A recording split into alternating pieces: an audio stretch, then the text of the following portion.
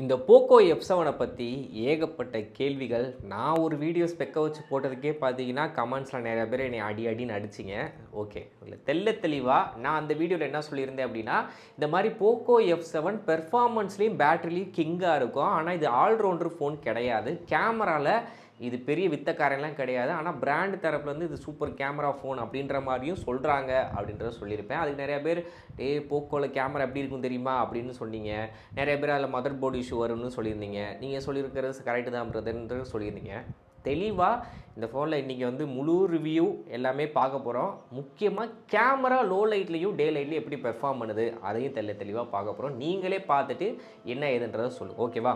Okay நண்பா, எல்லோரும் எப்படி இருக்கீங்க? எல்லோரும் சூப்பராக ஹாப்பியாக இருக்கணும். நானும் பார்த்தீங்கன்னா சூப்பராக இருக்கேன். இன்றைக்கி நம்ம வீடியோவில் போக்கோ F7 பற்றி தான் பார்க்க போகிறோம். ஓகே, ஃபஸ்ட்டு இதோட ரேட்டு 32,000.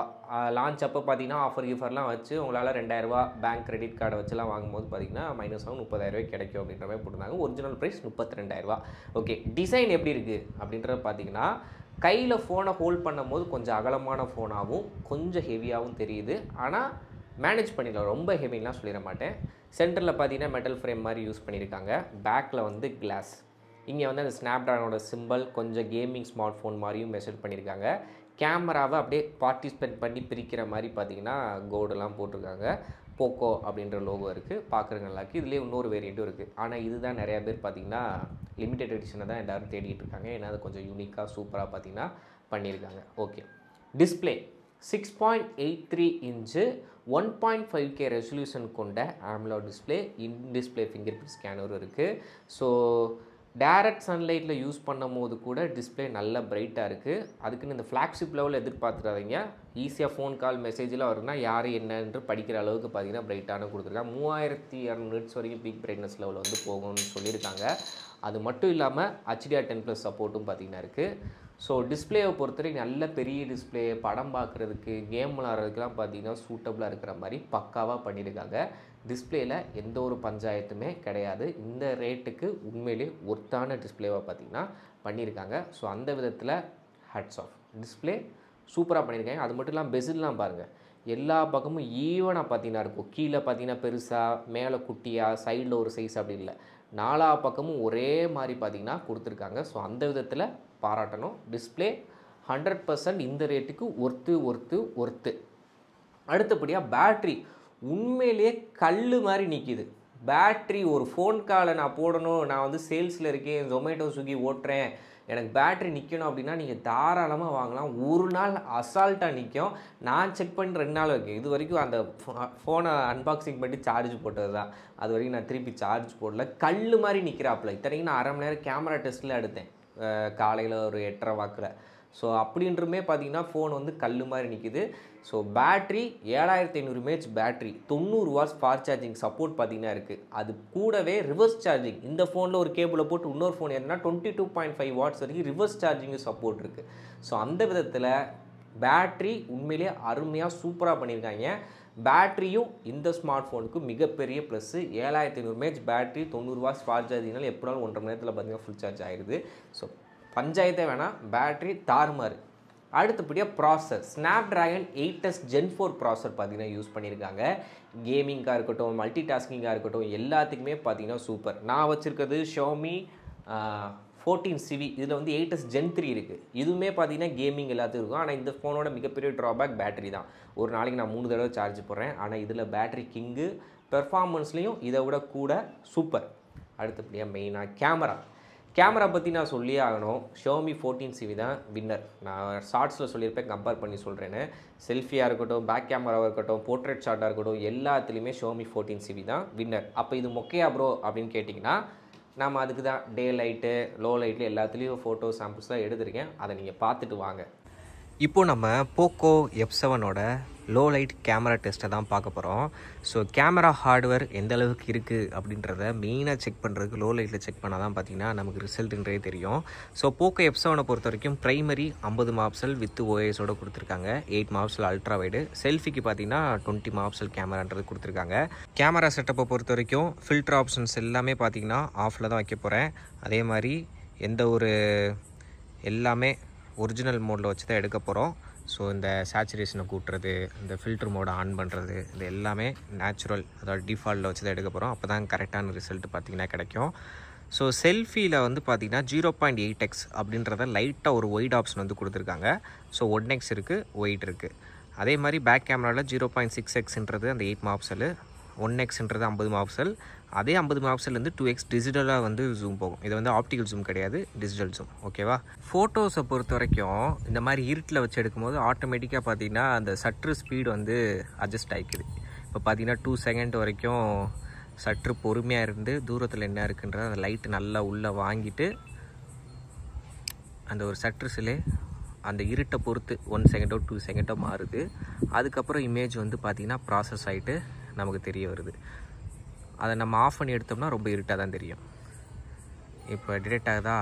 இப்போ இதை நான் ஆஃப் பண்ணிட்டேன்னா இந்த மாதிரி இருட்டாக இருக்கும். அது இல்லாட்டி இந்த க்ரீன்லாம் தெரியுது பாருங்கள். ஸோ ஆட்டோமேட்டிக்காக பார்த்தீங்கன்னா நைட் சைட் வந்து எனேபிள் ஆகிக்குது. இதை டிசேபிள் பண்ணி எடுத்தது, இதை எனேபிள் பண்ணி 2 செகண்ட் சற்று டிலே ஆகி எடுத்தது. ஸோ ரெண்டுக்குமான டிஃப்ரென்ஸ் உங்களுக்கு தெரியும்னு நினைக்கிறேன். இப்போது நான் 4K 30 fps பேக் கேமராவில் HDR வீடியோ வந்து எடுத்துக்கிட்டு இருக்கேன். ஸோ 4K 30 fps மட்டும்தான் HDR வீடியோ வந்து சப்போர்ட் ஆகும். ஓகேவா? இப்போ என்னோடய ஃபேஸ் எந்த அளவுக்கு கிளாரிட்டியாக இருக்குது, என்னோடய ஆடியோ எந்த அளவுக்கு கிளாரிட்டியாக இருக்குது அப்படின்றத சொல்லுங்கள். நான் ஓட போகிறேன், வீடியோ எந்த அளவுக்கு ஸ்டேபிளாக இருக்குன்றது பார்த்து.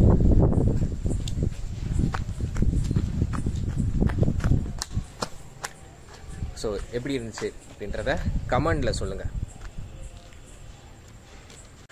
இப்போ நான் போக்கோ F7 பேக் கேமராவில் 4K 60 fps வீடியோன்ற ரெக்கார்ட் பண்ணிகிட்ருக்கேன். ஸோ பொதுவாக 60 ஃப்ரேம் ரேட் கூடும் போது இந்த மாதிரி லோ லைட்டில் எடுக்கும்போது இருட்டாக தான் தெரியும். பட் இந்த மாதிரி கொஞ்சம் வெளிச்சத்து கீழே நிற்கும் போது எந்தளவுக்கு கிளாரிட்டி இருக்குது அப்படின்றத பாருங்கள். ஆட்டோ ஃபோக்கஸ் ஆறானா டேப் பண்ணால் தான் ஆகுது. இதில் 1xலேருந்து அப்படியே ஒரு 6x வரைக்கும் டிஜிட்டல் ஜூம் போக முடியுது. ஓகே, நம்மளால் ஒயிட் ஆங்கிள்லாம் ஸ்விட்ச் பண்ண முடியாது 8 மெகாபிக்சலில். இப்போது ஒயிட் ஆங்கிளில் வீடியோ எடுத்துகிட்டு இருக்கேன். 1080 30 fps வீடியோ எடுக்கிறேன். ஸோ இதுதான் கிளாரிட்டி லோ லைட்டில். இத்தனைக்கும் ஃபோக்கஸ் லைட் எரியுது, அங்கிட்டு ஒரு லைட் எரியுது, அங்கிட்டலாம் வீட்டு வாசலே தெரில, வெறும் லைட் வெளிச்சம் மட்டும்தான் தெரியுது அல்ட்ரா வைடில். ஏன்னா பொதுவாகவே அல்ட்ரா வைடில் கேமரா சுமாராக தான் இருக்கும் இந்த பட்ஜெட்டில் பார்க்கும்போது. ஓகே, இது வந்து செல்ஃபி 20 மெகாபிக்சலில் 1080 60 fps வீடியோ ரெக்கார்ட் பண்ணிகிட்ருக்கேன். ஆனால் நாய்ஸ் புள்ளியாக தெரியுது. தினைக்கும் வெளிச்சத்துக்கு கீழே நிற்கும் போதுமே ஒரு மாதிரி புள்ளியாக நாய்ஸுன்றது இருக்குது. ஒரு ஃப்ளிக்கர் வேறு ஆகுது. ஸோ ஃப்ரண்ட்டில் 4K 30 fps கொடுத்துருக்கலாம், கொடுக்கல. ஏன்னா ப்ராசஸர் கேப்பபிளான ப்ராசஸர். ஓகேவா? Snapdragon 8s Gen 4. ஸோ என்னோடய 14 சிவியில் வந்து பார்த்திங்கன்னா எங்கே தான் இருக்குது. என்னோடய 14 சிவியில் 8s Gen 3 இருந்தே 4K 30 fps வீடியோ எடுக்க முடியும் செல்ஃபியில். ஸோ இதில் வந்து 60 கொடுக்க வேணாம், அட்லீஸ்ட் 4K 30 கொடுத்துருக்கலாம், கொடுக்கல. இதுதான் கிளாரிட்டி. இதில் நம்மளால் அந்த 0.8xலாம் மாற்ற முடியாது வீடியோவில். ஃபோட்டோவில் மட்டும்தான் அந்த ஆப்ஷனு, வீடியோவில் அந்த ஆப்ஷன் கிடையாது. இந்த வீடியோவை ஃப்ரண்ட் செல்ஃபி கேமராவில் 1080 60 fps HDR வீடியோ வந்து இப்போ எனேபிள் ஆகிருக்கு. ஸோ அதில் தான் வீடியோ எடுத்துகிட்ருக்கேன். ஸோ பேக்ரவுண்ட் வந்து பார்த்தீங்கன்னா ஸ்கை இருக்குது. பட் இதில் என்ன HDR ஒர்க்காகுன்றது எனக்கு தெரியலை. ஏன்னா கொஞ்ச நாச்சும் தெரியும். இப்போ பாருங்க, அவங்களுக்கு தெரியும்னு நினைக்கிறேன். நான் டேப் பண்ணாமல் இதை வைக்கிறேன்னு வச்சுக்கோங்க, ஸ்கை எவ்வளோ தெரியும். ரொம்ப ஹார்ஷான லைட்டும் கிடையாது, சன்லைட் ஒன்று உச்சிலலாம் இல்லை. விடிய காலை ஒரு 8:30 போல் தான் இந்த வீடியோ எடுத்துக்கிட்டு இருக்கேன். ஸோ எந்த அளவுக்கு இருக்குது அப்படின்றத பாருங்கள். ஸோ HDR இருக்குது, ஆனால் இல்லாத மாதிரி இருக்குது. So simple. திருப்பி என் ஃபேஸை டேப் பண்ண இப்போ தான் கரெக்ட் ஆகுது. நம்ம ஃபேஸை ஃபோக்கஸ் பண்ணிட்டு பின்னாடி உள்ளதை அப்படியே ஷேட் அவுட் ஆக்கிடுது. இல்லாட்டி ஆடியோ கிளாரிட்டி எப்படி இருக்குன்றத சொல்லுங்கள். ஓகே, ரொம்ப கிராப் இல்லாமல் கொஞ்சம் அளவுக்கு ஓரளவுக்கு ஒய்டாகவே இருக்குது. ஸோ அதில் எந்த பஞ்சாயத்தும் கிடையாது. ஆடியோ எப்படி இருக்குன்ற மட்டும் சொல்லுங்கள். இந்த வீடியோ பேக் கேமராவில் 4K 60 fps வீடியோ எடுத்துக்கிட்டு இருக்கேன்.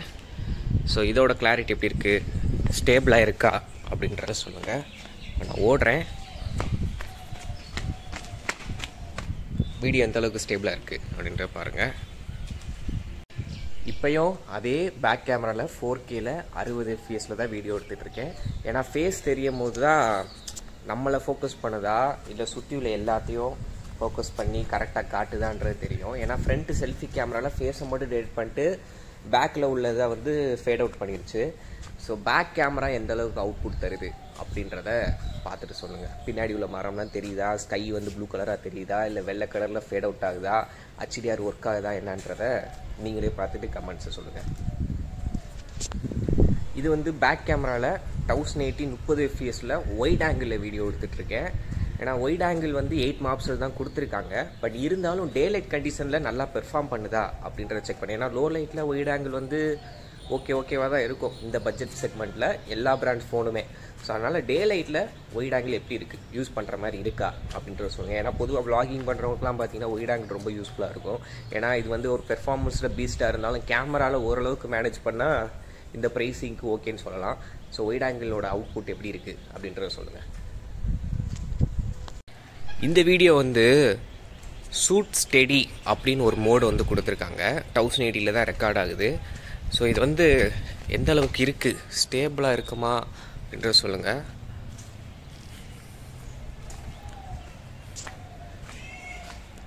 ஏன்னா இப்போ ஸ்பீடாக ஓட போகிறேன்.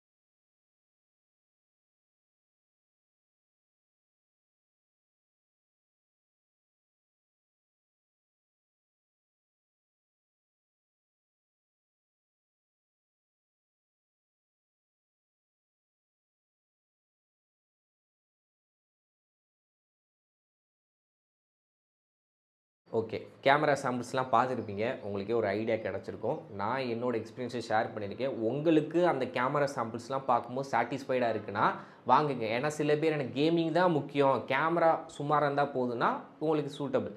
எனக்கு வந்து 30,000 ரூபாய்க்கு எனக்கு எல்லாமே வேணும் அப்படின்னா யோசிச்சுட்டு முடிவு எடுத்துக்கோங்க. அவ்வளோதான் என்னால் சொல்ல முடியும். ஓகேவா? மற்றபடி ஃபோன் வந்து ஓவர் ஹீட்டிங் ஆகுறதுலாம் கிடையாது. நார்மலான ஹீட் தான் ஆச்சு. நான் அந்த வீடியோஸ் எடுக்கும் போதே சொல்லியிருப்பேன். அது போக இதில் டியூவல் ஸ்பீக்கர் பார்த்தீங்கன்னா இருக்குது. LPDDR5X RAM, UFS 4.1 storage option பார்த்தீங்கன்னா கொடுத்துருக்காங்க. IP69க்கான வாட்டர் அண்ட் டஸ்ட் ரெசிஸ்டன்ஸ் இருக்குது. ஆனால் தண்ணிக்குள்ளெல்லாம் போட்டு அவங்க சொல்கிறேன்னு முக்காதீங்க. நம்ம நேரங்காலம்னு ஒன்று இருக்குது. நம்ம நேரத்துக்கு திடீர்னு பிரச்சனை ஆனாலும் ஆனது தான்.